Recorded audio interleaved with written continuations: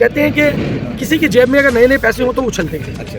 किसी के हाथ में नई नई सत्ता मिली हो तो सत्ता का जो जुनून है, सत्ता का जो नशा है, वो जब दिमाग में चढ़ता है तो ऐसा ही हो। आँख के बदले में आँख निकालेंगे, निकालनी शुरू करेंगे तो पूरा जग अंधा हो जाएगा। मीडिया का काम होता है फैक्ट्स को सामने रखना।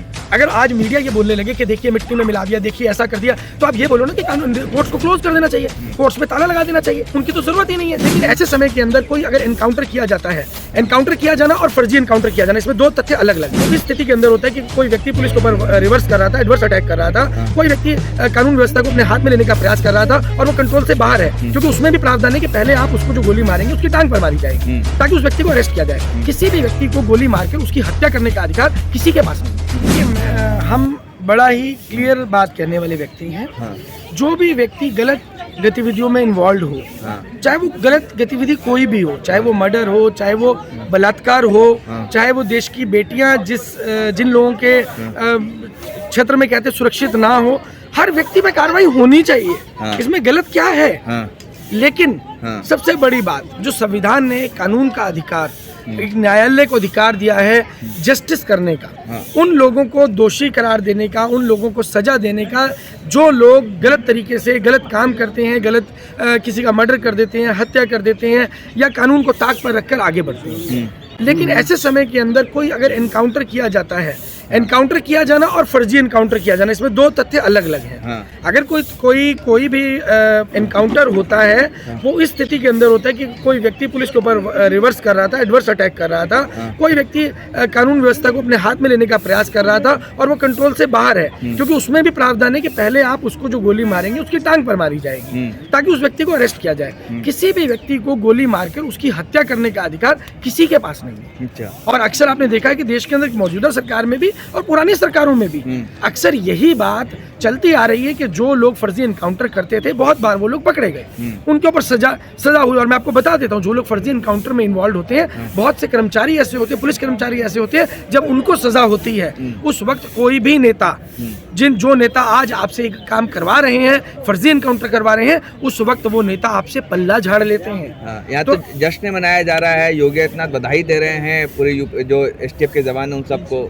देखिए, बड़ी दुर्भाग्यपूर्ण बात है कोई मुख्यमंत्री जब कानून व्यवस्था का मजाक उड़ाए, कोई भी मुख्यमंत्री हो या कोई भी जो चुना हुआ नेता है और वो कानून का इंसाफ खुद करने लगे। संविधान के मुताबिक कानून प्राप्ति का जो अधिकार है, जो हमें दिया गया न्यायालय के थ्रू, न्यायालय के माननीय जजेस जो इतनी मेहनत करते हैं, सुबह से शाम तक वो लोग काम कर रहे हैं, इंसाफ देने का काम कर रहे हैं, एक एक केस को पढ़ना, एक एक तथ्य को समझना, एक एक तथ्य को अपने दिमाग में रखना, निर्णय देने से पहले एक एक तथ्य को जांचना कि किसी भी ऐसे व्यक्ति को सजा ना हो जाए कि वो गुनहगार ना हो।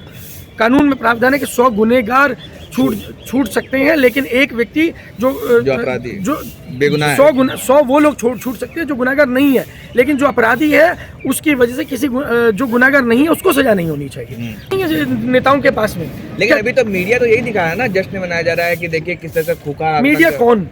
हम केवल कुछ दलालों की बात कर रहे हैं, उन दलालों को छोड़ दीजिए और वो लोग जो सही मायने में पत्रकारिता कर रहे हैं, पत्रकारिता का अर्थ जनता को बता रहे हैं कि पत्रकारिता किसे कहा जाता है, किस तरीके से पत्रकारिता को कुचला गया। रवीश कुमार के समय में आप एनडीटीवी को देख सकते हैं, और आज वही व्यक्ति जो पत्रकारिता कर रहे हैं, कितने व्यूअर्स उनको मिल रहे हैं, ये एक सच्चाई है जो जनता को स्वीकार करनी चाहिए। क्या स्वीकार करना चाहिए? अब तो चल रहा है ना पूरी मीडिया में भी, देखिए सब चाहे हुआ कि योगी आदित्यनाथ का प्रशासन देखिए मिट्टी में मिला दिया अपराधियों को, माफियों को। देखिए, मैंने आपको फिर वही बात बोली, मीडिया का काम क्या होता है? मीडिया का काम किसी बात को सच साबित करना नहीं होता है। मीडिया का काम होता है फैक्ट्स को सामने रखना।